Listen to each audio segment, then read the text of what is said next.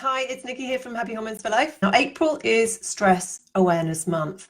Ironic, really, that it's an incredible, stressful time right now. I'm sure they weren't aware of that when they put that in the calendar. But it's more important than ever to be managing that stress right now, as it has a direct impact on how the whole body works, especially our hormones and especially our immune systems. So today I want to talk about that connection, cortisol connection, and how stress affects the whole body. Now, we know that when the brain senses danger, we go into fight or flight response. So, and in the old days, this would be a lion attack or something like that.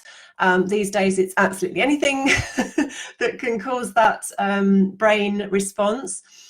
The fight or flight response will kick in, and then the brain sends a message to the adrenal glands to release adrenaline and cortisol if the brain thinks that we're in danger. So what that does is raise our blood pressure, pump sugar into the blood for energy, and it pretty much suppresses anything that's not urgent right now. So that's things like digestion and sex drive, things like that. So the evolutionary stress response was absolutely vital, and we rely on it today. But it is designed to be temporary. So once you've escaped or killed the lion, you then would go rest in your cave and recover. But there's no recovery time with modern day stresses. It's just unrelenting. The other thing that's problematic with this fight or flight response is that all that sugar that's mobilized for energy that goes into your blood to fight or to run away from your source of stress isn't being used up, because you can't fight or run away from a traffic jam or a boss or a coronavirus. So the extra sugar that gets pumped into the blood when we're stressed goes to fat storage, gets stored as fat, usually around the middle area where the body can access it. And that's why belly fat is so common when we're stressed. The other problem with it is that cortisol has priority over everything. When the body is in survival mode and you're in danger, all your reserves are diverted to those survival mechanisms. That means there's no energy left for things like digestion. So digesting and absorbing your vital nutrients, keeping you healthy and keeping out toxins and infection. Immunity, fighting that infection, keeping you protected. And then your sex hormones, your reproduction, your monthly cycle, your sex drive, your bone health, your menopause, all of that. Cortisol has priority. So when cortisol is raging, all of those things can suffer. Now, our bodies have evolved and adapted in many ways since caveman times, luckily. But this stress response is the same as it always was. We still have this same fight or flight response. So it is a life-saving hormone. We absolutely need it, cortisol. So it does take priority over all the other hormones. And when we're in fight or flight, or when we're stressed particularly, the other hormones can really suffer.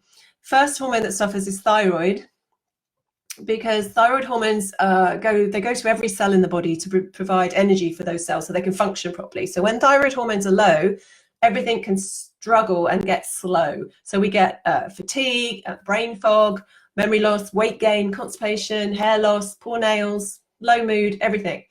And the impact that cortisol has is it can suppress your thyroid. And of course, that slows down your metabolism as well. So not great on your thyroid. Cortisol has a direct impact on insulin as well, because when cortisol raises that blood sugar, insulin is needed to take the sugar out of the blood into the cells to use as energy. So the more insulin we're producing, the more, obviously, we're at more risk of diabetes and insulin resistance, but obviously the more fat we're storing as well, because we're not using up that excess sugar. Cortisol has an impact on estrogen and progesterone, your sex hormones as well. You need a good level of progesterone to balance out your estrogen, and cortisol and progesterone are made from the same mother hormone, pregnenolone. So when the body needs cortisol all the time, progesterone can get really depressed and suppressed. So that can leave higher levels of estrogen floating around, and that can lead to all kinds of symptoms as well.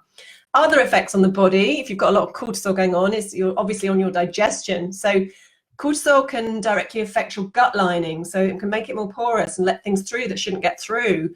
It can also affect your microbiome, all those bacteria and those microbes that live in your gut. And both of those things can reduce your protection against microbes that you don't want in your system. Obviously, that's going to have an impact on your immune system. And cortisol has an extra effect on your immune system. It can increase It can disrupt the body's inflammatory response. So obviously that's key to controlling and fighting infection. So we really don't want to be having lots of cortisol running around the body, or not enough cortisol as well. There's two edges to this. So how do we reset our cortisol, make sure it's nice and balanced? Okay, this is not rocket science. I'm going to be talking through the ways you manage your stress. This is so important to keep you balanced and calm and brain working properly and energized and all of those things. So it's really, really important to put this get this as a priority. The first thing to do is reduce your stresses. Oh, how easy would that be? Not really easy. Oh, how nice would that be? So first of all, you've got to identify them. So everyone has different stresses. Go through your lists of sources of stress and tick any that may be a problem for you. Put a plan in place to either reduce them or eliminate them. Now, you may need some expert help with this if there's some kind of trauma or emotional stuff going on. If you don't go for that source, though, there's always going to be consequences for that. Please practice saying no to people. This whole crisis has also given us an opportunity to reset ourselves, hasn't it? And our calendars have already been stripped of all the things that we may not actually want to do anyway. So it may be a lesson for us to just start saying no and really prioritize what we sign up for and what we want to do. Okay, so number 2 is support your adrenals. So there's many ways we can do this. We can obviously switch off more relaxation. We've got to counteract that fight or flight response by going to the cave and switching off. Not literally, obviously, although we are literally in our caves at the moment, aren't we? So the deep belly breathing, that's so useful, even if you haven't got time or you don't fancy doing any meditation or mindfulness, just spending 5 minutes on doing some deep breathing. And there's tons of stuff on YouTube on that, and you can get apps for that as well. Meditation, mindfulness, key, obviously, really, really useful. Yoga, Pilates, something that makes you concentrate and focus on the one thing and get out of your mind and into your body.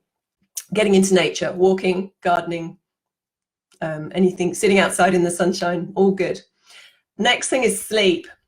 Sleep is our natural anti-stress remedy. So of course it's more difficult when you're stressed to sleep well. It is a tricky one, but if you can improve and prioritize your sleep, you're naturally going to improve your cortisol balance. So usual sleep tips, I'll put a link to the blog on that, but keep your room dark, keep it nice and cool, keep gadgets away from your face and your ears and your head.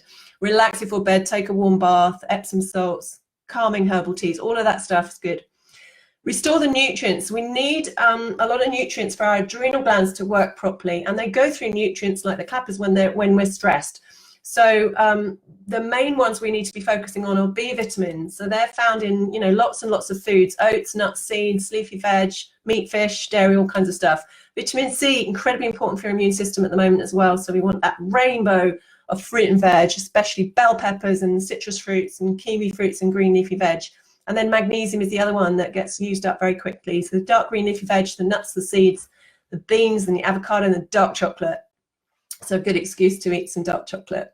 And also the Epsom salt baths. If you want to throw some salts in your bath, that you're going to get a good dose of magnesium. Supplements can really, really help to restore that cortisol balance. Obviously, check with your doctor if you've got any health condition or you're on any medications, but we want a good quality B complex in their active forms, especially B5 and B6. But I like to get those in a nice multivitamin, because then you're getting your zinc, your selenium and all those lovely minerals and other vitamins too. So the Nutri-Advanced one for me is great for the multivitamin for women. Vitamin C, really important to supplement. Magnesium, citrate or glycinate are the better absorbed forms. Again, I'll pop a link to the blog on that.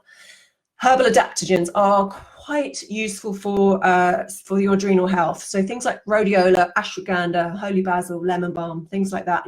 How do you know if you have a cortisol imbalance? Well, you're going to feel kind of wired, tired, moody, irritable, all those kind of things. That may not be cortisol, but it's likely if you have a lot of stress in your life. And you can get tested. Now, symptoms obviously are just an indication. Testing can be done to look at where your cortisol levels are and how to get them, so that we know how to get them back into balance really easily. The test we do routinely for clients is a urine test.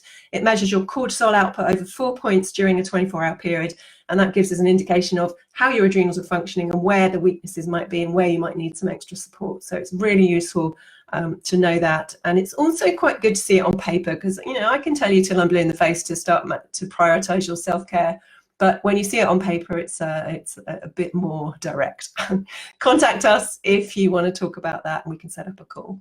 Hope that was useful. Take care, guys. Stay safe and keep well.